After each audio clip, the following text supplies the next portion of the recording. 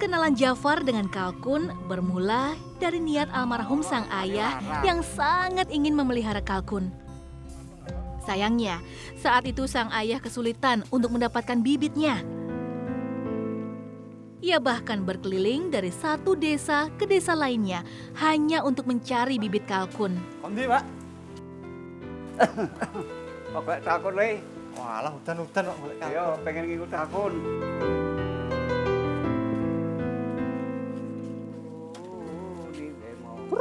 Par, aku mau golek kalkun. Kalkun? Iya, Dite wis akeh iki. ora apa-apa pitik akeh. Oh, kan. Usaha sang ayah ternyata tidak membuahkan hasil. Keinginannya itu tak pernah terpenuhi sampai akhir hayatnya.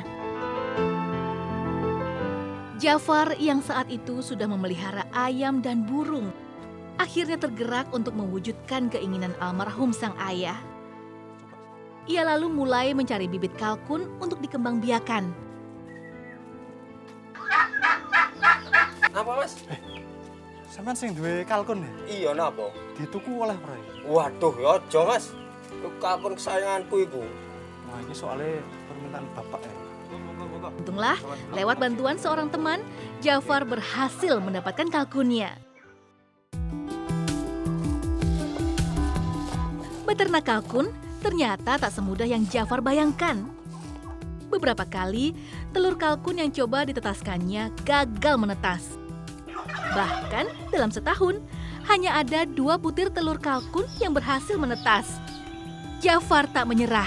Ia terus belajar dan mencari cara terbaik untuk membudidayakan kalkun. Tahun 2013, usaha budidaya kalkun milik Jafar mulai menampakkan hasilnya. Jumlahnya meningkat pesat hingga mencapai 60 ekor. Keberhasilan ini justru membuat Jafar dan istrinya bingung karena mereka tidak pernah memikirkan pemasarannya. Kalkunis wakeh Didol itu. kesel ya aku ya an ngurumate kok yo ra kasil nek ra didol. Jafar menemukan ide brilian. Ia berencana membuat website dan menjual kalkun-kalkunnya secara online. Hasilnya ternyata cukup bagus. Para peminat kalkun dari berbagai daerah mulai memesan kalkun ke Jafar. Kelebihannya nih kalkun ini apa aja? Kelebihannya dia lebih tahan penyakit. Misalnya kalau unggas lain kayak ayam, bebek atau itik kayak gitu kena wabah atau istilahnya di istilah Jawanya aratan itu semuanya mati kayak gitu. Ini yang tetap tahan. Oh, luar Pak. Bisa gitu Pak. Peternakan kalkun milik Pak Jafar tak seperti peternakan besar pada umumnya. Kandang-kandang kalkun tertata rapi di samping rumah. Ada sekitar 6 kandang besar dan 1 buah kandang berukuran sedang. Kalkunnya banyak. Nih aman ya Pak, nggak matok-matok kan? Jinak ya. Pak ini ngomong-ngomong mana jantan mana betina nih Pak? Oh iya, yang jantan itu yang besar itu Mbak. Yang badannya bulunya mekar itu yang jantan. Kalau yang betina yang itu yang badannya ramping. Ada beberapa jenis kalkun yang dibudidayakan di tempat Pak Jafar. Ada kalkun berjenis bronze, palm, bourbon red, white holland, dan black spanish. Satu kalkun jantan idealnya ditempatkan dengan 5 ekor kalkun betina dalam satu kandang. Agar perkembangbiakannya bisa maksimal dan produktif. Nah Pak, cara perkawinan kalkun ini gimana Pak? Kawinnya itu ada 2 metode Mbak ya. Satunya yang alami, dia proses kawin sendiri seperti itu. Sama yang satunya itu namanya kawin dodok. Kawin dodok itu dipaksakan sebenarnya.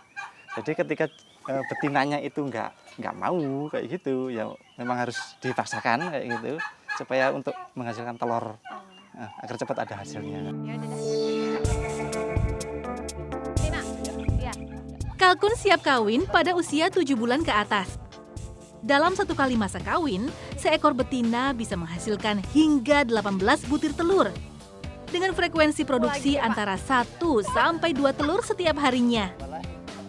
Masa produktif kalkun betina biasanya mencapai usia 3 tahun. Tapi ada juga yang sampai usia 5 tahun masih bertelur.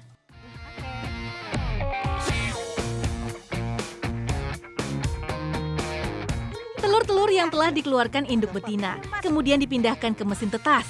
Cara ini dianggap lebih efektif untuk proses penetasan. Nah, Pak, ini telur-telurnya kenapa nggak dirami sama indukannya kalkun? Kenapa dibawa ke mesin peretas? Kalau dia rami indukannya di sini, itu kan nanti ada jeda 28 hari. Jadi 28 hari itu kan beternanya nggak produksi. Jadi ketika kita tetaskan di mesin, itu kan beternanya sudah bisa produksi terus. Sebelum telur kalkun ditetaskan di dalam mesin tetas, telur harus dibersihkan dahulu menggunakan kain yang sudah direndam air hangat. Mengelapnya pun harus perlahan.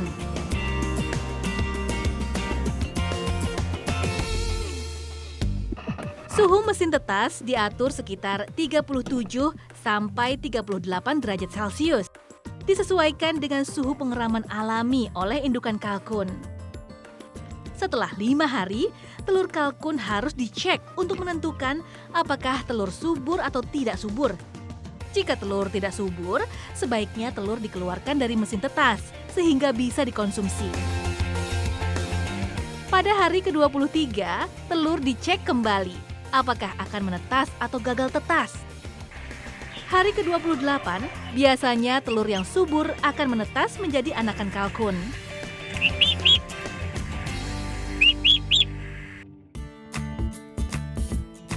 Anakan kalkun usia 0 hingga 1 bulan bisa langsung dipindahkan ke kandang anakan. Suhu kandang harus diatur sekitar 35 derajat Celcius.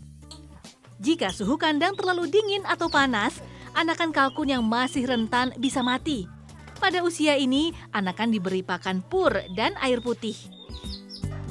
Kalkun usia 1 hingga 2 bulan sudah bisa menyesuaikan diri dengan lingkungan dan suhu kandang. Usia 2 hingga 3 bulan, kalkun sudah bisa turun tanah atau ditempatkan di kandang terbuka. Pakannya pun ditambah dengan polar atau ampas gandum. Kalkun berusia di atas 3 bulan diberi polar basah yang dicampur sayuran.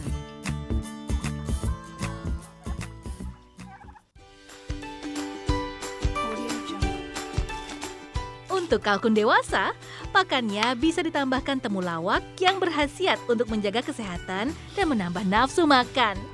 Kencur diberikan untuk daya tahan tubuhnya. Semuanya di blender terlebih dahulu sebelum dicampur ke pakan. Pakan diberikan 2 kali dalam sehari, pagi dan sore hari. Ya, Pak, gini, Pak. Jika kalkun terserang penyakit, Jafar mengobatinya dengan memberikan obat-obatan herbal. Terdiri dari temulawak, kencur, dan bawang putih yang diparut menjadi satu. Biasanya kalkun yang sakit akan terlihat lemas dan sayapnya turun ke tanah. Untuk kalkun yang mengalami berak kapur, biasa disebabkan tingkat stres yang tinggi. Cara penanggulangannya dilakukan dengan terapi yang membuat kalkun kembali nyaman.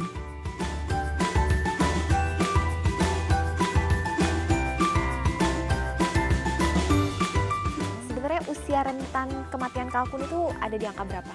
Untuk kematian kalkun itu lebih banyak di usia 0 sampai 1 bulan. Karena dia masih proses adaptasi dengan alam kayak gitu. Jika kena sakit sedikit aja, biasanya dia cepat. Beda dengan usia yang seperti ini.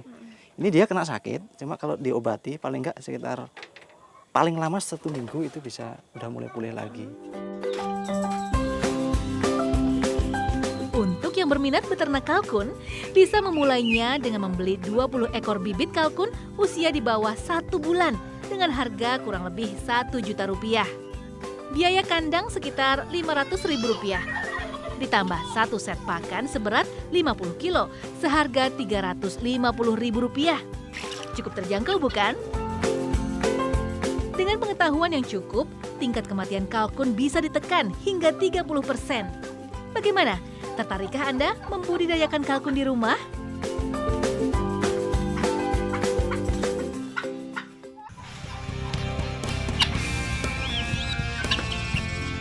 Kalkun umumnya dimanfaatkan dagingnya untuk dikonsumsi. Tapi jangan salah, ada juga kalkun hias berbulu indah yang bisa dijadikan koleksi. Nah, yang paling banyak peminatnya adalah jenis Black Spanish atau Bourbon Red. Kalkun hias membutuhkan perawatan khusus untuk menjaga keindahan bulunya. Kandang harus selalu bersih. Kalkun hias sebaiknya dimandikan dengan air kelapa tua paling tidak seminggu sekali. Tujuannya untuk membuat bulu kalkun lebih mengkilat dan merangsang tumbuhnya bulu baru jika bulu kalkun rontok. Ayo, tetap sini. Iya. Yes.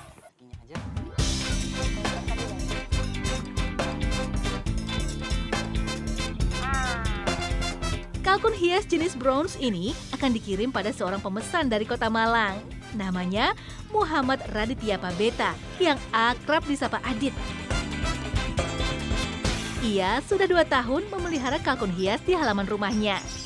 Mas Adit, wah lagi kasih makan kalkun ya. Nih aku bawa jantannya.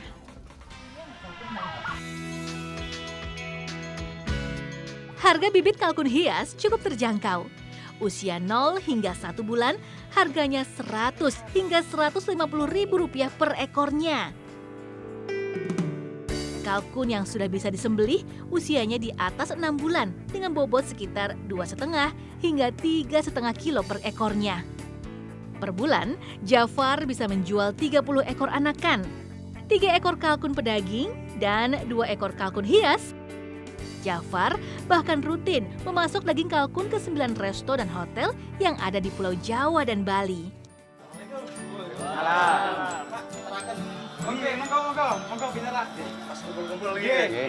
Oh iya, bulu kalkun juga bernilai ekonomis loh. Harga per helainya antara Rp1.000 hingga Rp2.000 tergantung ukuran. Nah, kelompok kerajinan bulu Nila Nisti yang terletak di Kabupaten Malang adalah salah satu konsumennya.